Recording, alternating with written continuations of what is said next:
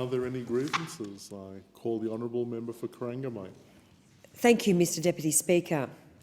I rise in this evening's grievance debate to again call on state Labor and federal Labor to reverse their opposition to the East-West link and just build it. Just build it. Now, the member for Lawler has just said it's a dead horse, and that's an unbelievable statement from a member from the western suburbs of Melbourne.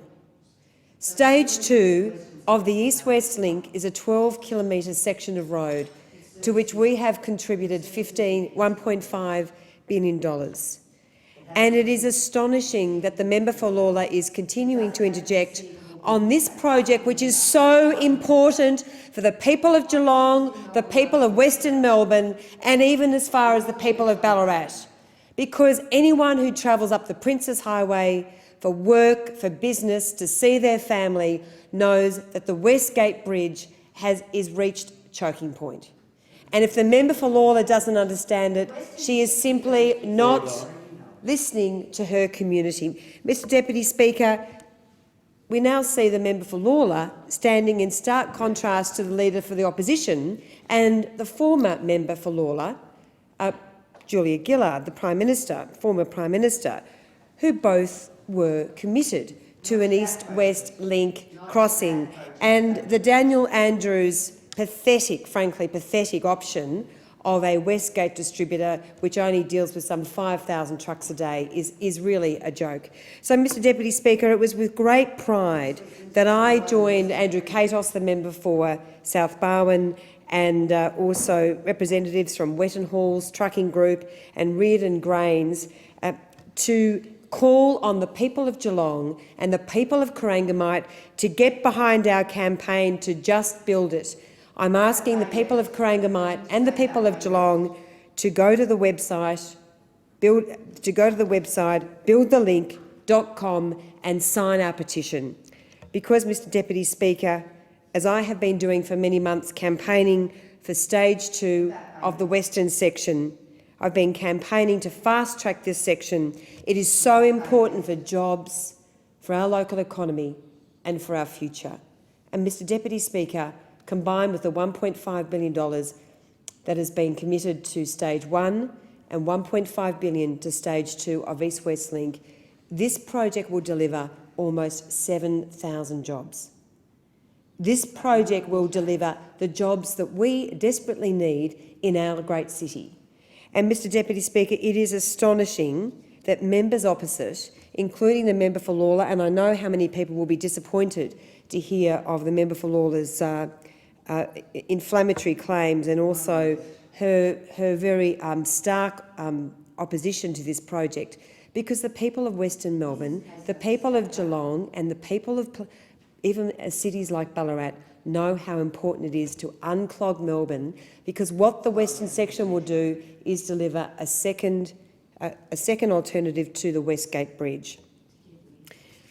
Mr Deputy Speaker, as I mentioned, federal Labor MPs, including Bill Shorten, the Leader of the Opposition, including the member for Corio, must reverse their position and back this project.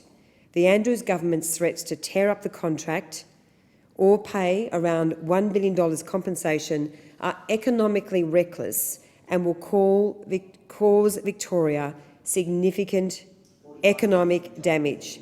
If the state government, and I do ask perhaps if the member for Lawler, who's continually interjecting, perhaps she could just, as I did, show me the courtesy to speak in this grievance debate, because this is a grievance of monumental seriousness. The fact that federal Labor and state Labor are standing in the way of one of the biggest infrastructure projects for our state is an absolute disgrace. Mr Deputy Speaker, almost 7,000 jobs for the people of Geelong, for Western Melbourne, for Ballarat, to drive new investment into our region, to unclog the roadways for freight movers, for trucking companies, for new businesses. Congestion is continuing to build, and frankly, the Andrews government has no solution whatsoever.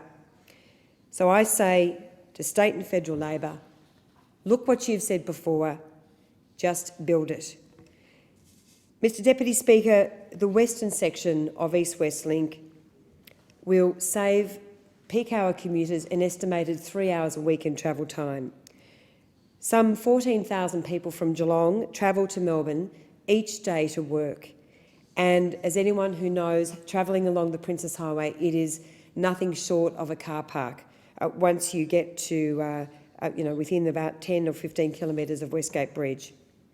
The Westgate Bridge is heavily congested. It's carrying 200,000 vehicles a day, and the western section will provide capacity for around 100,000 vehicles a day.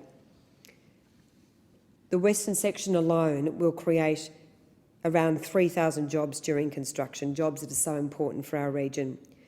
Mr Deputy Speaker, Shane Blakeborough of Journey Management, a wonderful transport, training and logistics company based in my electorate, estimates it will cost $1 million more a year for his company alone not to build East-West Link. It is cheaper for him to run trucks between Geelong and Albury than Geelong and Dandenong because of the stop-start, the fact that he can get 2 trips to Albury a day, so 2 trips to Dandenong if the East-West Link is built.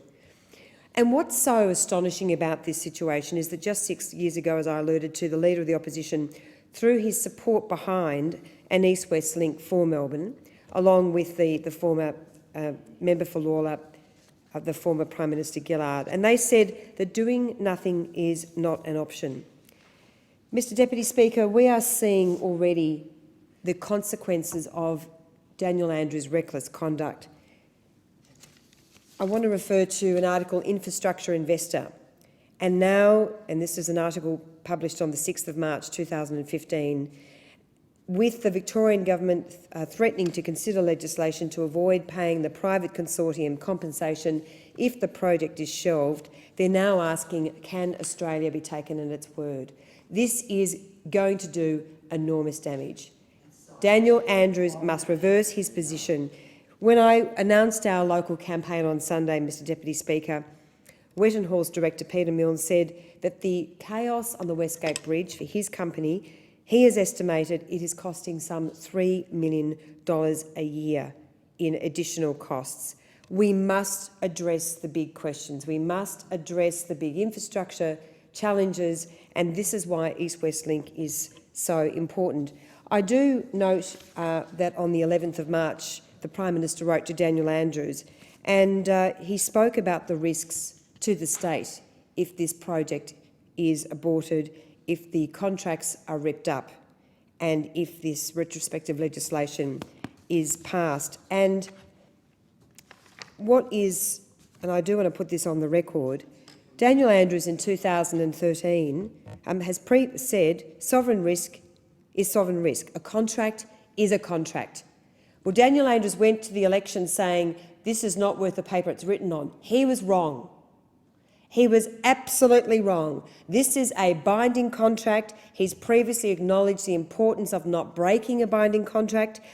The Shadow Treasurer at the time, back in 2013, said, and this is Chris Bowen at the time, Bill Shorten and I are of one mind. Labor honours contracts. Labor and government honours contracts entered into by previous governments.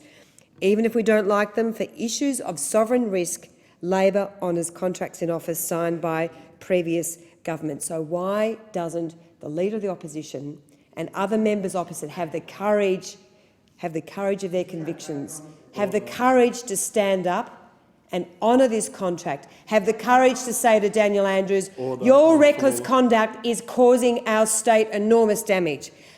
Mr Deputy Speaker, the western section of East-West Link, to which we have committed a massive $1.5 billion, is so important. Each and every day I am fighting for jobs for Corangamite and for our great region, and I will continue to fight for this. So I say build the link. Build the link, Mr Deputy Speaker, so incredibly important for our region, for our future, for families, for new business investment. And I say to the Leader of the Opposition, go back and look what you said 6 years ago. Go back and look at the damage that Daniel Andrews is doing to our state. Reverse your position and build the link. Thank you very much, Mr Deputy Speaker.